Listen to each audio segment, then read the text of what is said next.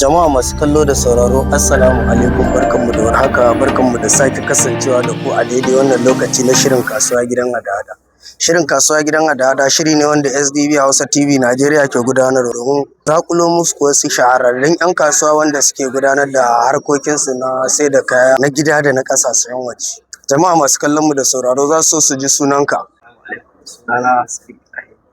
Masu kallon mu da sauraro za su so su ji ya sunan wannan guri naku wanda ake gudanar da sai na kayayyaki a atamfofi ga yafai da dai sauransu. Sunan wannan gurin namu Zahra Batik. Muna nan a cikin Afset da ake gabatarwa a yanzu. Kamar me da me bayan wa'annan abubuwa da muka gani kuke sayarwa? Muna sai da atamfa, mai gold da mara gold, akwai plain, sannan da hijabai, mini hijab, ɗankwalaye, sai kuma riguna.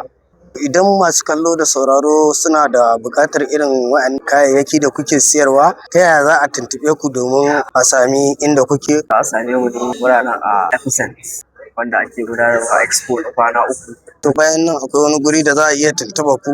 Akwai lambar waya, sannan kuma babban shagon mu yana Kwari IBB way Na. kusa da gidan wani gida sabon gidan Alam. Na.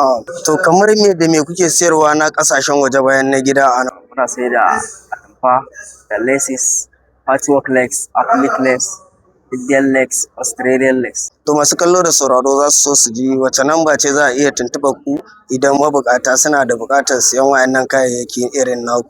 Za a same mu ne a nambar waya 080 35 64 84 93. Masu kallon mu da sauraro za su so su ji wannan namba da Hausa.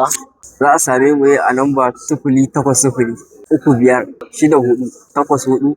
To masha Allah, jama'a masu kallo da sauraro kun ji tattaunawa mu da manaja na wannan kamfani wato Zahra Batik wanda suke gudanar da sayar da kayayyaki na gida da na ƙasashen waje a baje kolin da ake gudanarwa na Afset.